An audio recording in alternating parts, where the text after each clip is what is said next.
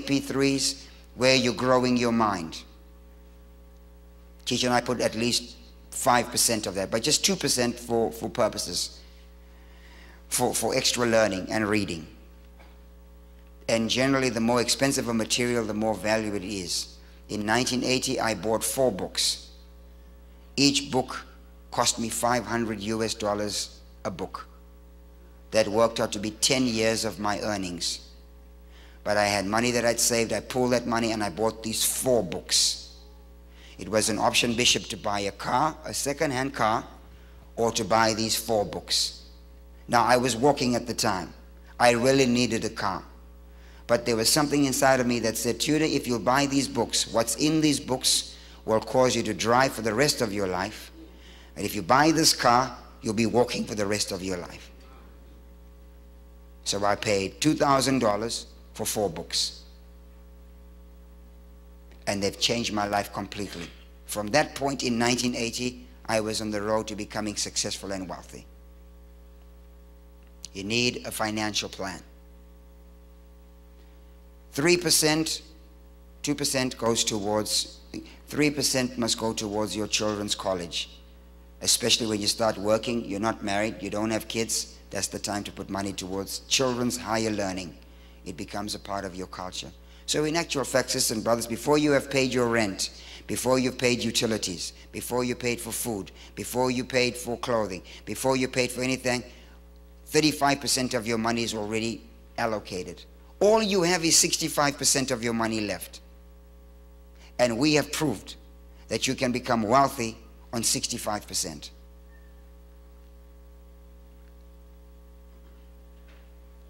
$65. Say, have a financial plan. Say, have a financial plan. Say it again. Say it one more time. You must have a financial plan. You must have a financial plan. Bishop, we have Christians, believers, that are praying for the wealth of the wicked. Why? Why? I mean, what you going to do with it? What's the plan? I mean, if you literally get $10 million today, what are you going to do with it? What's the plan? House, car, clothes. There's no plan. There's no plan. 1993, I'm flying from Amsterdam to Johannesburg. And that's before I started flying business class or first class. I used to fly coach, so I was upgraded. And I was so happy for the upgrade. I was sitting in seat number 3A. And so I heard the door closing and somebody stumbling on, and that person came sit next to me in seat 3B. That person was Sir Richard Branson. Richard Branson, the owner of Virgin Airlines. And that entire world, he came sit right next to me. I got such a shock. I mean, my heart dislodged. It left my chest cavity and sat in my mouth. That's why I couldn't speak, because my heart dislodged my tongue. I was like, oh. He shook my head. He said, hi, I'm Richard. I can't remember what I said. I think I might have said, I'm Susie or Marion or... And he shook my hand, and we exchanged some conversation. I said, my name is Tudor. Oh, that's a great British name. What do you do? What do you do? And so I was scrambling for words, you know. A preacher, teacher, philosopher, bookmaker. What are you? What are you? And even though I was coming from a conference and preaching a conference, I was struggling. I'm just being transparent. I was struggling with who I was. Because even though I was a preacher, I wasn't sure if I was effective. Because what was I going to say to this man, who at that time, his personal wealth was $12.5 billion, self-made. And so they were pushing back, and he was doing some stuff, and then when we got to cruising altitude, they brought his mail, Bishop. And his mail came in 3 bags that size. They were serving drinks and food. He was going through his mail. Went through his mail. Took him an hour. And then all of that was thrown. He kept a handful like this and put them in his inner pocket. And he said to me, all of that, that's what I was looking for right here. Put it in his pocket. And then he spoke to me for 10 minutes. He said, I got to turn around and sleep. I'm going to the inauguration of President Mandela. He said, and he spoke to me for 10 minutes. And he gave me some information in 10 minutes. And then he gave me a phone number and said, if you need anything, Tudor, this is my number, phone me. I couldn't sleep. Because what am I, if I'm ever going to use that phone number, I had better have a plan, a plan. I'll phone the brother and say, hey, Rich, hook me up with a pizza, bro.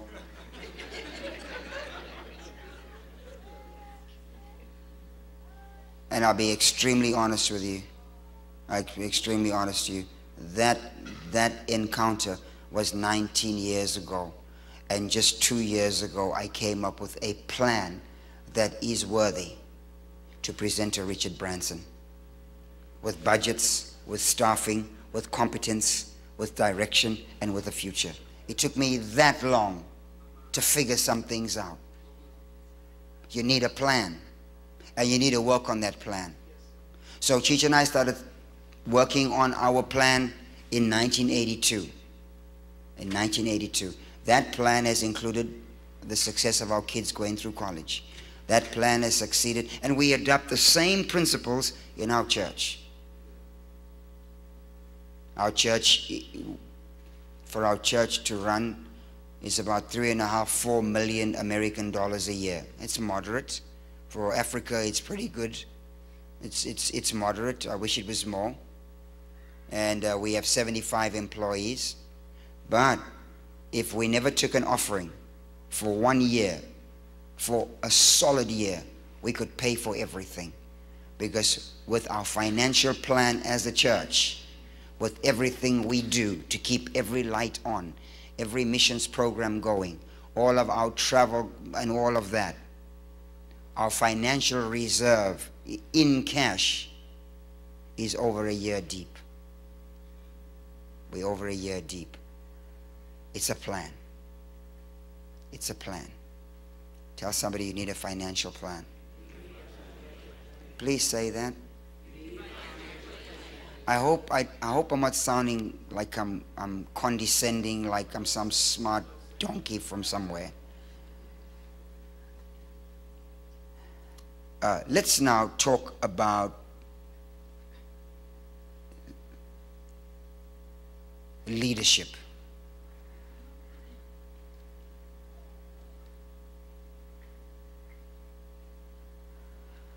There are 4 things about leadership that makes you a leader. The first one is the ability to see. What do you see? Because everybody's looking. What do you see? And so I was adamant that I hadn't been in this building. And because Bishop was trying to tell me in a very nice way that I'd not been here for a long time. But I was in this building for one service. Sister Posey was standing over there playing the horn. I remember that now. So I have been in that building. So, but since then, Bishop. Yes. But even when I came in last night, I was counting, basically looking at the chairs and seeing the choir and looking at the microphones and why, looking at the position of the cameras, the color scheme. I was looking at everything because I was making notes to take back to where we are. I do that with every building. Watching the way offerings are received, looking for the good, the bad, the ugly in terms of a system, not people.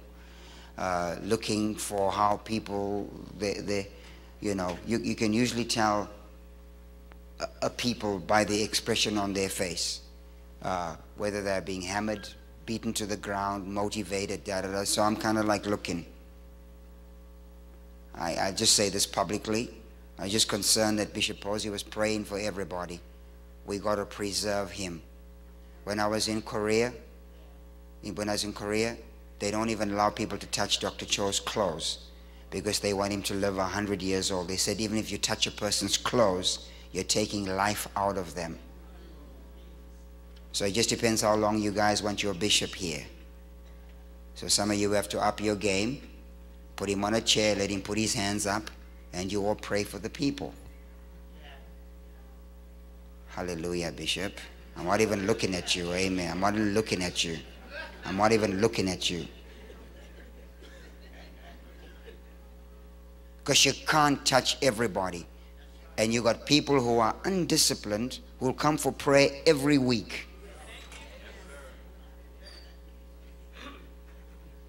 And if I see them coming in the prayer line for the same thing, I'm not praying for them. That's just me. I haven't had espresso this morning. I'm sorry. So what do you see? Number two, leaders hear. What do you hear? What do you hear? I was fascinated. I was on a train in England, and there was a family traveling together. And the car we were traveling in, you know, was a little noisy and rowdy. People were going to watch a football game, and there was a mother there, 2 kids with her husband, and the husband was sitting in the corner with the baby. And the kids were carrying on. The mother was sleeping, and that baby just went, ah, and the mother was up instantly. Because amidst all of that noise and all that rambunctiousness and carrying on is what you hear.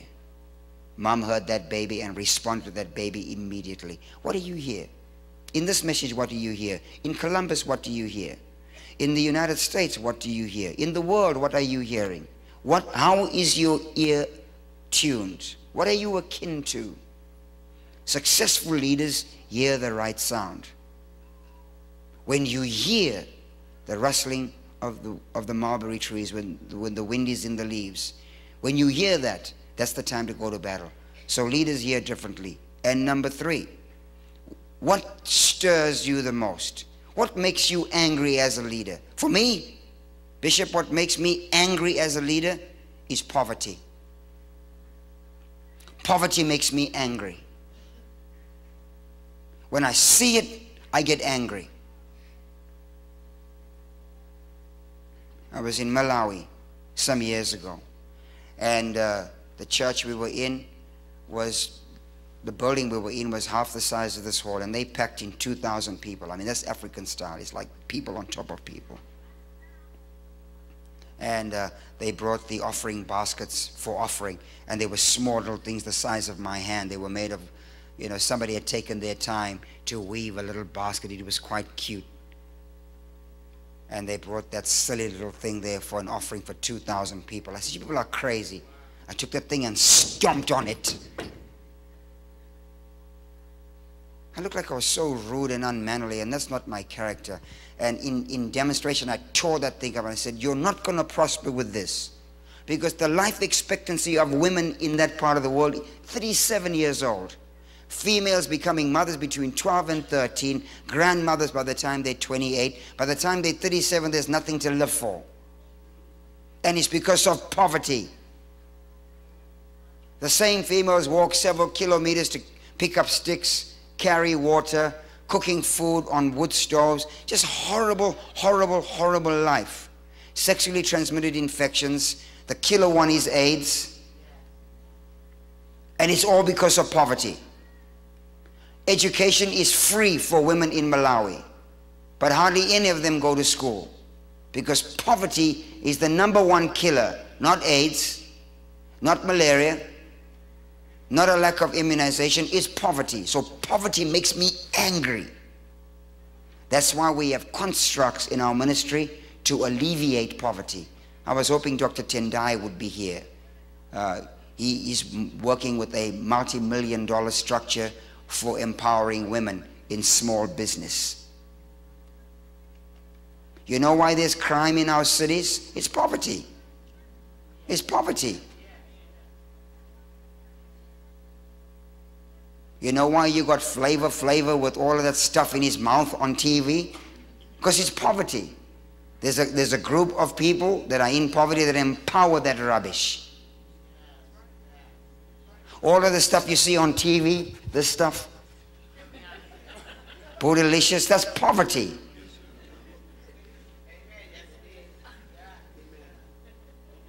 Makes me angry.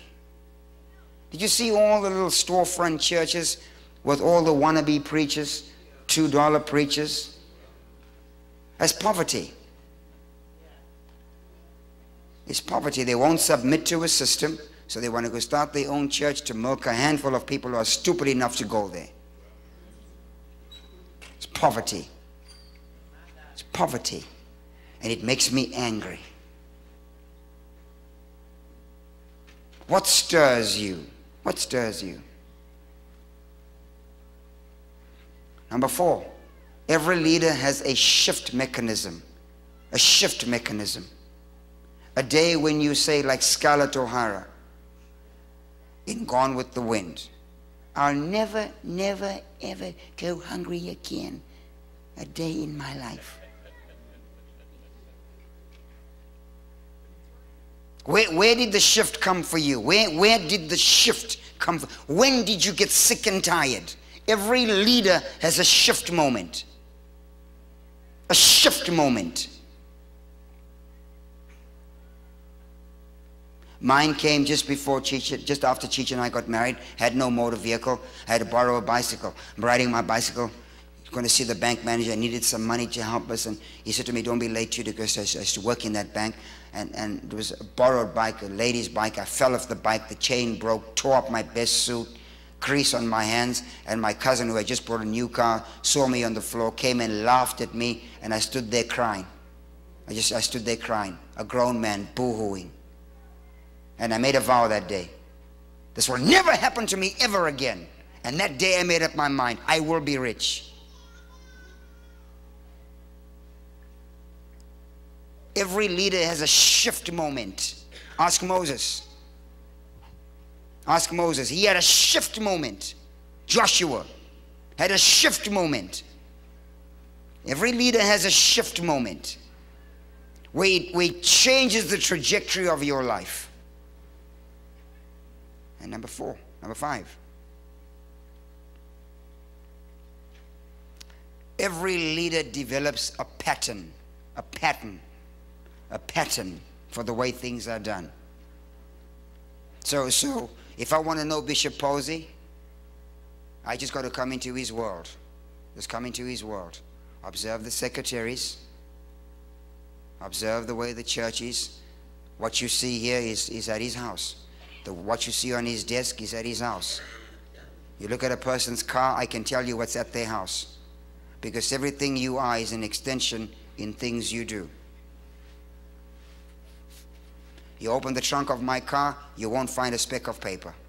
Not a speck.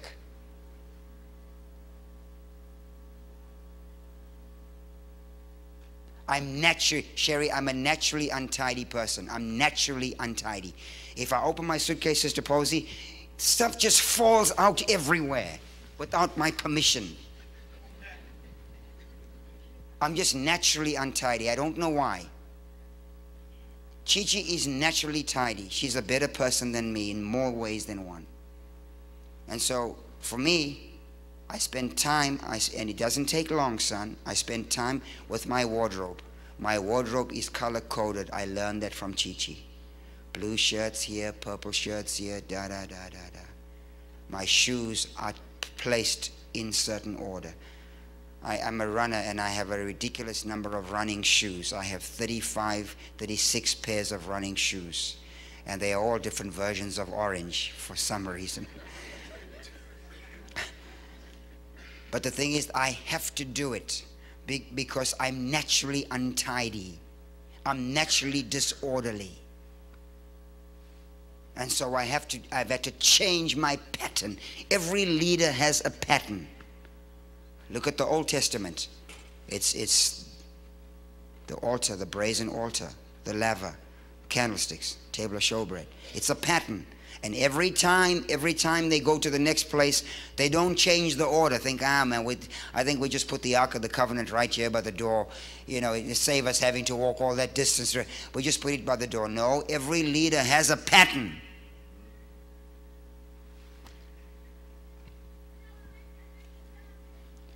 You don't have to, if you're a musician, you can be sitting with your eyes closed and you can hear a song come on and you can tell, oh, that's Stevie Wonder. Because there's a certain pattern he uses. You can tell Earth, Wind and Fire music. Or let's get spiritual. You can hear a Donald Lawrence song. Because there's a certain pattern. Every leader has a pattern. I was watching the Leonardo da Vinci files the other day of what he was drawing in 1508, the human anatomy. And it's all within a pattern. And you can identify a Van Gogh painting, a Picasso painting, a Rembrandt. You can tell a Tchaikovsky piece. If you listen to Mendelssohn or Handel's Messiah, it's all a pattern. Strauss, his music, it's not like Mozart. It's all waltz, 3/4 tempo music, because every great leader has a pattern. That's true of leaders in Africa. You know, they all have a pattern. In our country, they don't want to leave. They just stay there forever. So what's your pattern? You have to develop that. Wow. Here are the 4 foundations of a leader. 4 foundations of a leader. And then I'll close with the finance side. The first foundation of a leader is belief. Beliefs. What do you believe? What are your core beliefs? What do you really believe? I'll just throw a few things out. What do you believe about, if you're a man, about women? That determines the way your world is run. What do you believe about money? What do you believe about race? What do you believe? Non-belief is a belief. You believe in nothing. What are your beliefs? What are your biblical beliefs? Number 2.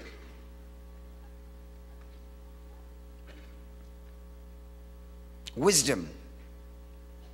What is your definition of wisdom? What have you learned in life? And what have you imparted from what you've learned? Everybody has a level of wisdom. Jesus grew from a child in wisdom. The Bible says that the babes will confound the older folks because they are levels of wisdom. Number 3. The values of a leader, we touched on that. And passion. The passions of a leader.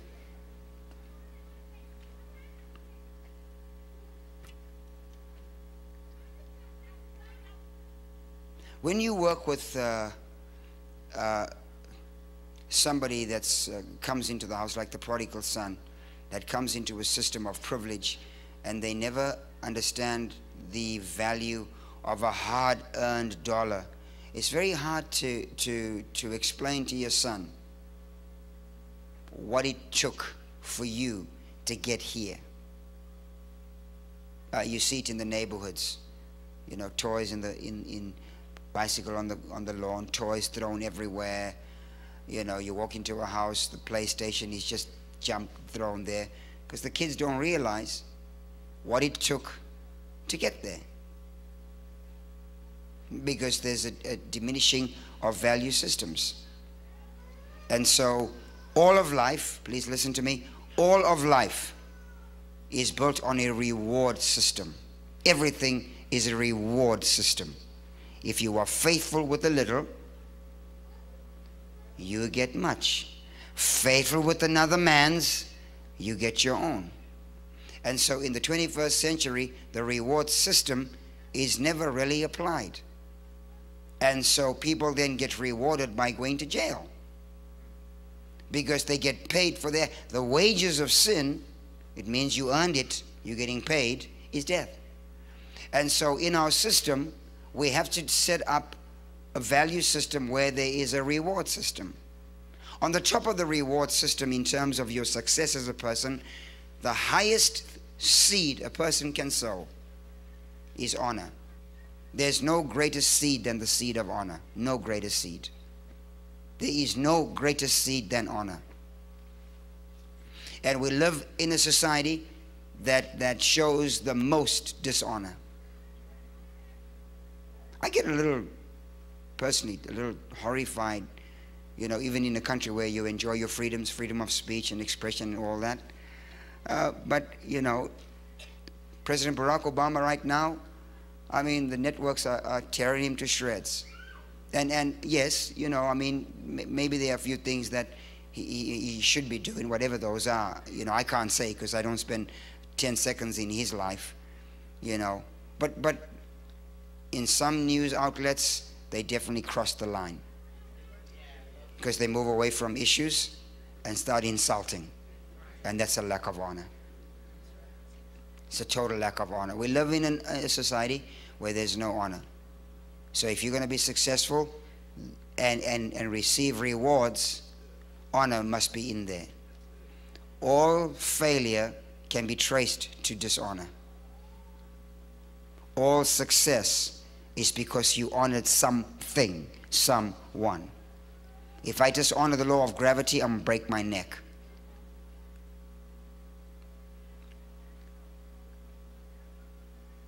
So the greatest way to prosper is through honor. Number two, all success is determined by the seeds sown. What have you sown? What you sow, you reap. So what have you sown? Here's a couple of recommendations.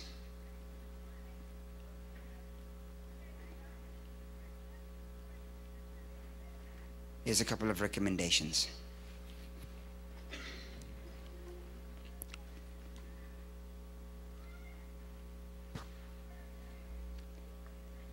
In our world, I'm talking about Africa now, there are individuals that are probably more gifted, more anointed than I am. And of course, I understand the grace component, that God has put a grace on my life. But there's one thing that I can attribute our rise in ministry to, and that's sowing, giving, sowing and reaping, sowing. You can't give what you don't have, at least initially. You have to, such as I have, give I thee. Such as I have, give I thee. So it's difficult to give something when you don't have it, but you can actually create things to have that you may not have. For example, you can give honor where honor is due. You can give honor. In one of his testimonies, Jimmy Swaggart said the challenge that he had after he fell, God spoke to him and said, because he as a leader dishonored a woman in his church, an old lady, that every single Sunday without fail she would breeze by his office with $2 for a cup of coffee. And he got to the stage that when he saw her coming, he got his armor bearers and stuff, said, just get rid of her. And God said, you honored somebody that I told to give you $2 for your coffee, and you dishonored her. So it works both ways. So the first thing you sow is honor. And respect and all that comes in that category. The second thing you sow is time. Everybody has time. You got November conference coming up. You got to serve in some way. Serve somewhere. I don't want to come to Ohio in January and February. It's too cold. And November has its moments. But the thing is that the same people keep on serving. Give them a break. Give your time. Serve in some way. Make a pie. Well, some of you need to go buy one. Just buy one. Sow your time. Tell someone, sow your time. This comes long before you ever sow money. Sow your time. Sow your time. Sow honor. Sow your time. Sow your time.